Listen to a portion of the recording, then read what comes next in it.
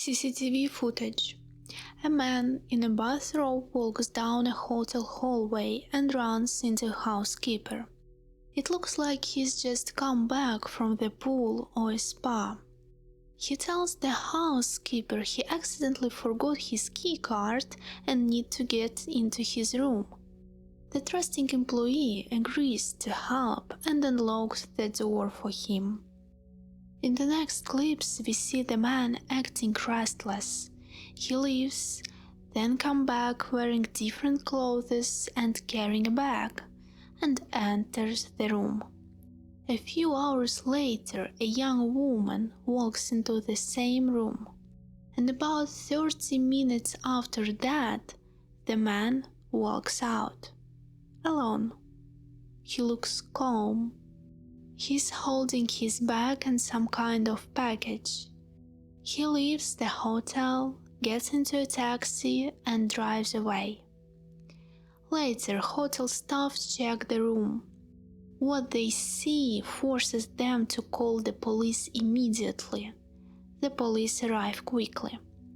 They go upstairs and open the door. What they find inside is horrifying.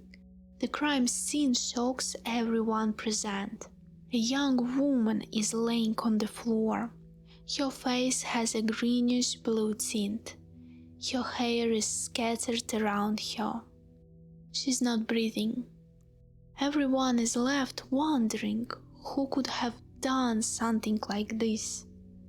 The police begin their investigation, and when they identify the suspect, it all starts to make sense. Sometimes the past catches up with you, even if you run very far away.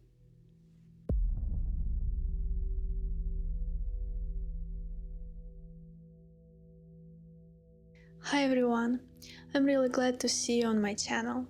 Here we break down lesser known true crime cases. If you end up liking this story, don't forget to subscribe and leave a like, it really supports me. And now, let's get started.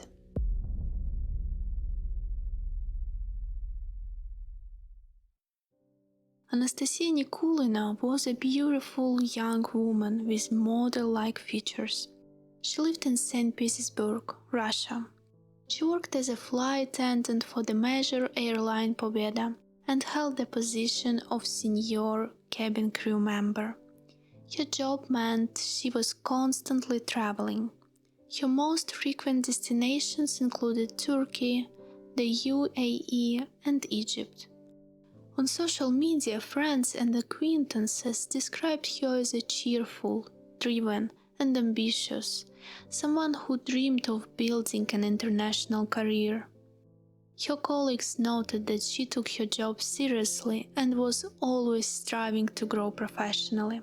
By the age of 25, Anastasia already had significant experience as a flight attendant. She dreamed of working for an international company, flying private jets. In the fall of 2024, after 6 years with Pobeda, she decided it was time to move forward. She submitted her resume to an international airline. After some time, she received a positive response, along with an invitation to the United Arab Emirates. In Dubai, she was expected to complete training, attend English classes, and begin working for a new airline. By December, Anastasia was already in Dubai, going through training. She was staying at the Waco Bonington Dubai hotel. Everything seemed perfect. A move to Dubai, a new job with prestigious company, real career opportunities ahead. It was exactly what she had been working toward for years. But her dreams were never meant to come true.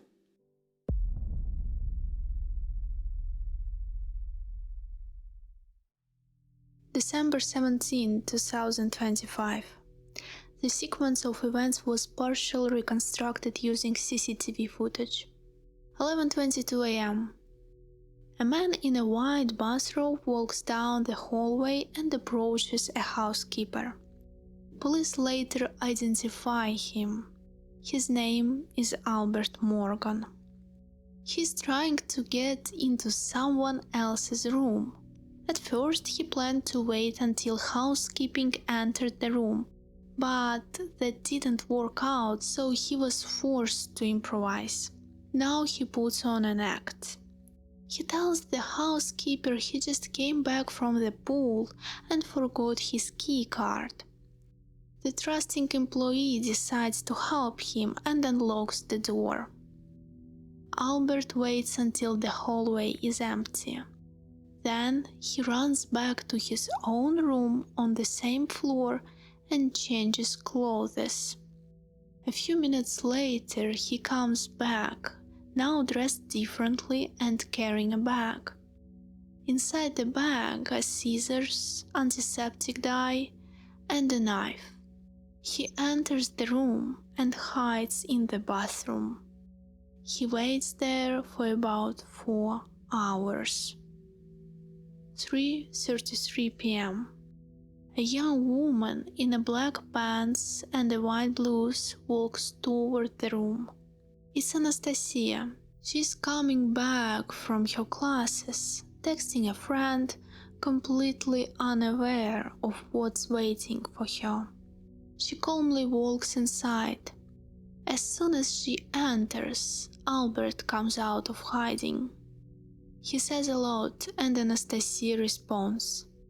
She's in shock, but she doesn't stay silent. An argument breaks out. Then it turns into physical struggle. During that confrontation, as he later claimed, unable to control his emotions, Albert stabs her around 15 times. The attack is chaotic. He strikes whenever he can. Anastasia tries to fight back, but she can't overpower him. He's stronger. After that, he pours green antiseptic dye over her face and cuts off her hair. About 30 minutes later, he walks out of the room. He looks completely calm. Cameras outside captured him walking toward the trash bins, holding a white bundle. Then Morgan calls a taxi and heads to the airport. The horrific crime scene is later discovered by hotel staff. Police are called immediately. The first thing they do is review the CCTV footage. That's how they identify the suspect. Authorities in the United Arab Emirates send requests to Russia, St. Petersburg. Russian police act quickly. Just a few days later, on December 20, the suspect was detained and taken into custody. But who is exactly Albert Morgan? And what connection did he have to Anastasia?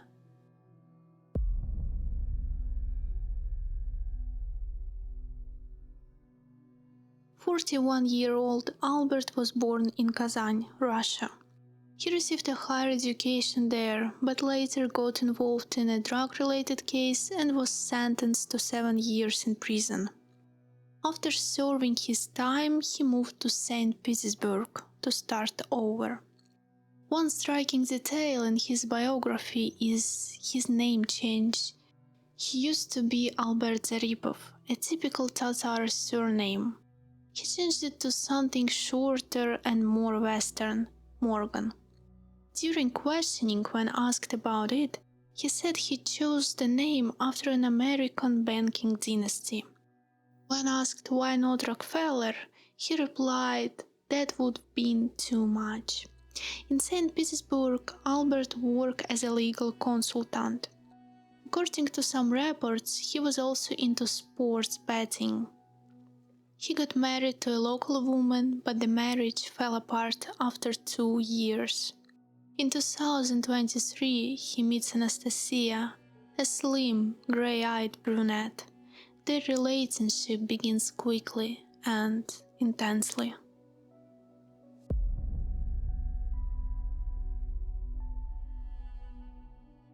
Let's take a closer look at their relationship. Most of what we know comes from an interview with Anastasia's close friend, the person who revealed what was really happening behind the scenes. They met in 2023 in St. Petersburg. One day, Albert stopped at a traffic light and noticed a beautiful woman in the next lane. He suggested exchanging numbers. She agreed. The relationship didn't last long, just for a few months. Almost immediately, Albert began showing signs of being controlling and abusive. At first toward others, and then toward Anastasia. Here is what Anastasia wrote to him. 5 out of the 7 months of our relationship, I was trying to leave you. I was afraid of your abuse, afraid for my life, for my property. You know how hard I work to have what I have, even though you said I have nothing and I'm nobody. Despite everything, I tried to forgive the beatings, the kidnappings, breaking into my apartment, GPS trackers, voice recorders, surveillance by ex-convicts, manipulation of the things I care about, threats, your cheating. I forgave everything, and I didn't tell anyone, not what you were doing to me, not how you lived, not what you did or who you were with. I forgave everything because I believed your words, that you understood, that it wouldn't happen again. According to her friend, Albert, who had a prior conviction for drug-related offenses, told Anastasia about his ex-wife who couldn't handle his personality and filed for divorce. They had a child together. Out of jealousy, he had even planned to take revenge on his ex-wife and her new husband. But the man turned out to be influential, and Albert didn't go through with it. Anastasia also couldn't tolerate his cruelty for long and decided to end the relationship. But as it turned out, leaving Albert Morgan wasn't easy. After the breakup, he presented her with a meticulously calculated list of expenses he had spent on her, essentially handing her a bill. Everything was there, every restaurant visit, every bouquet of flowers, and of course, he didn't forget to add interest. Your friend says Albert put Anastasia on the clock and demanded she pay back every single ruble. To make sure she wouldn't escape, he involved his associates, who used to torture to force her into writing debt statements. I won't go into every detail, but there were kidnappings, duct tape, physical violence. It was extremely brutal. Albert broke into her apartment. At one point, he even stole her beloved Pomeranian dogs and then asked which body parts he should send first in package. He fully embraced the role of a predator, and it seemed like he was enjoying the process of intimidation. He installed a GPS tracker in her car. Later, several voice recorders, Sirocco 16 devices, were found in her apartment, in the kitchen, in her room, even inside the closet. People working for Albert monitored all of Anastasia's movements. Her life turned into a nightmare. Morgan constantly stalked her. She wrote, "I can't live like this anymore. I'm afraid to sleep in my own home, afraid to drive my car, afraid to touch anything in case it's poisoned. And you find it funny. You said you're hunting me, that it's fun and entertaining. Everything goes unpunished. It hurts that I tolerated this for so long, that I believed even someone like you deserved love and could change. Why is it so important for you to torture and humiliate me? Why do I have to fight a man twice my age? Fight ex-convicts, migrants, and all your people. What did I do to deserve this? You wanted money? I sent what I could. There is 500,000 left.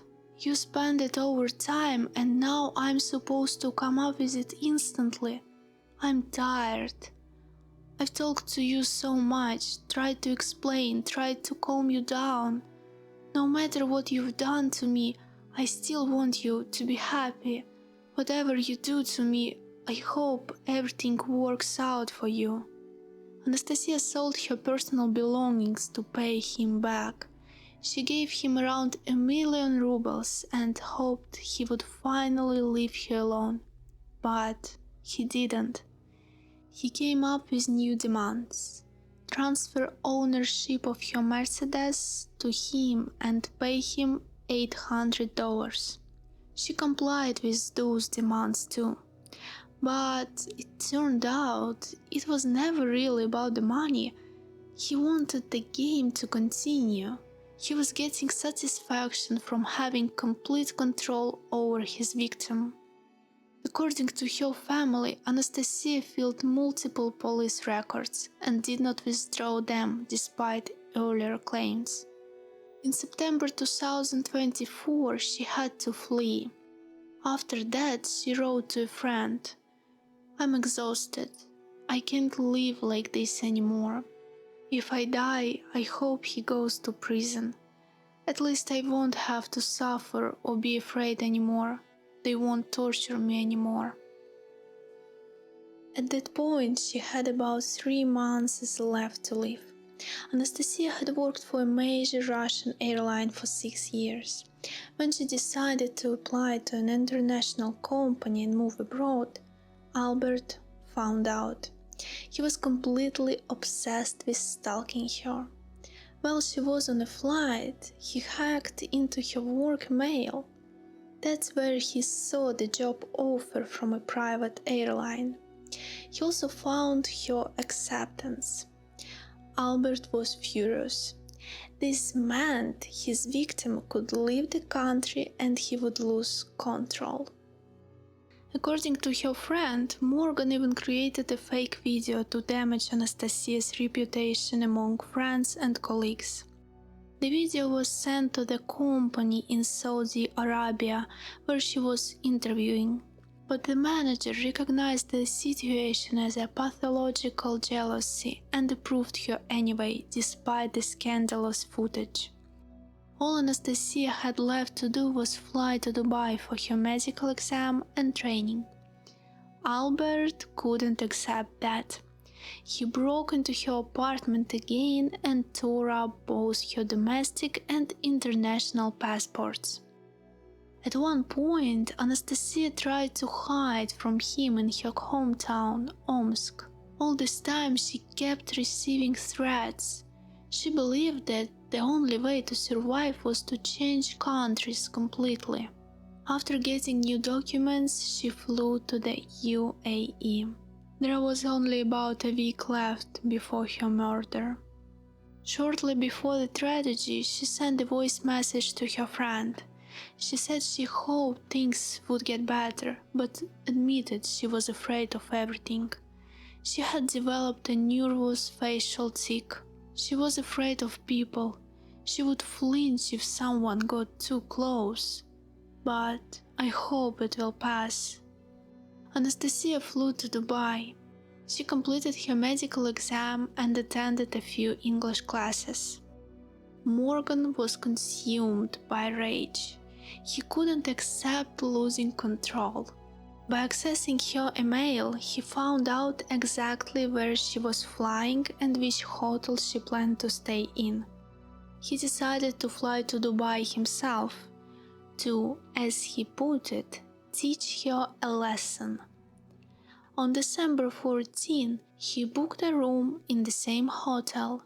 When making the reservation, he specifically requested a room on the 6th floor. He explained it by saying his numerologist had advised him to do so. Anastasia was staying on that same floor. On December 17, at around 11 a.m., Morgan arrived in the United Arab Emirates. His plan, as he later claimed, was to pour dye on Anastasia and cut her hair. That's why he brought scissors with him. He believed this would teach her a lesson and make her reflect on her behavior. But there was one problem. Albert didn't know her room number.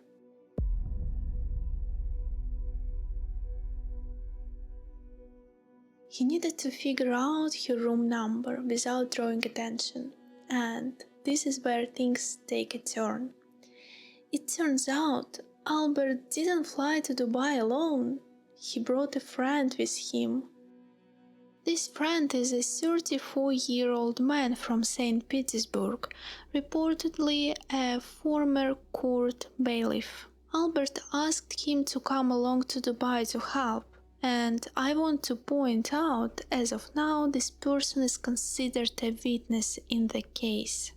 The plan was simple.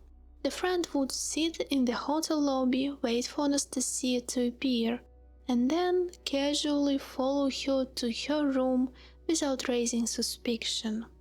And that's exactly how it played out. The friend identified her room number and passed it on to Albert. According to investigators, between 11 a.m. on December 17 and 8 a.m. on December 18, the suspect was in the United Arab Emirates.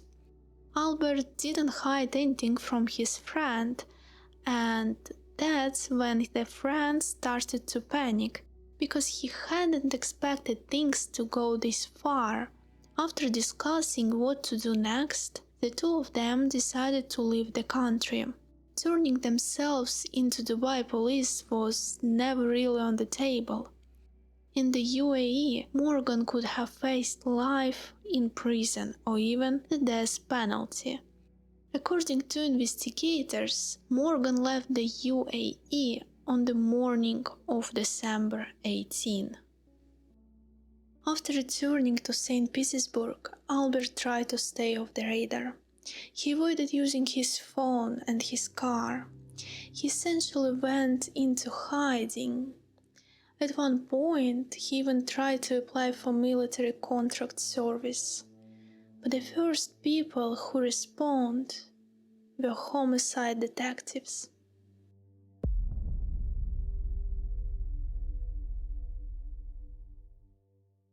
At the time of his arrest, Morgan did not resist. He partially admitted guilt. During interrogation, he said, "Everything went wrong. It all went wrong. And I grabbed a knife and stabbed her at least 15 times in the neck and torso. After that, I fell asleep in her room." Honestly, it's not entirely clear what he meant by "fell asleep." Based on CCTV footage, about 30 minutes passed between the moment Anastasia entered the room and when Albert left. During that time, they argued, then he attacked her. Personally, I also noticed something else. It looks like he may have changed his shoes. If you look closely when he leaves the room, he's wearing sneakers with a white strip. And the bag he's carrying looks bulky, like it could contain another pair of shoes. That's just my observation. But back to the point, he likely spent some time cleaning up, getting himself together. And yet he claims he even managed to sleep. That part doesn't really make sense to me. The investigator also noted that there were signs of a struggle in the room. The disorder suggests that the accused did not strike immediately. This wasn't instantaneous. There was a physical struggle between them. Investigators still need to answer several questions. The most important ones are motive and premeditation. The presence of knife, scissors, and antiseptic dye His request to stay in specific part of the hotel, the fact that he waited for hours. All of this, according to law enforcement, points to a carefully planned crime. The defense, however, insists it was spontaneous, an emotional outburst, not a premeditated act. During a search, investigators found a written IOU stating that Anastasia owed him 500,000 rubles. This document could become a key piece of evidence pointing to a financial motive. Authorities do not rule out that money played a role in the tragedy. Another unanswered question is the symbolism behind what he did after the murder, cutting your hair and pouring antiseptic dye on her. There is still no official explanation for this. The investigation is ongoing. The final conclusion will be made in court, which will ultimately determine whether this was a carefully planned brutal murder or whether the suspect truly did not intend to kill her. Yes, the case is still under review.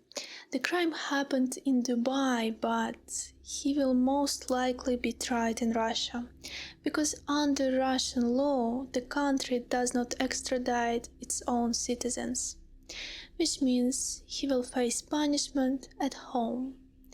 For an especially serious murder, he could face 8 to 20 years in prison, or life imprisonment. Russia currently has a moratorium on the death penalty.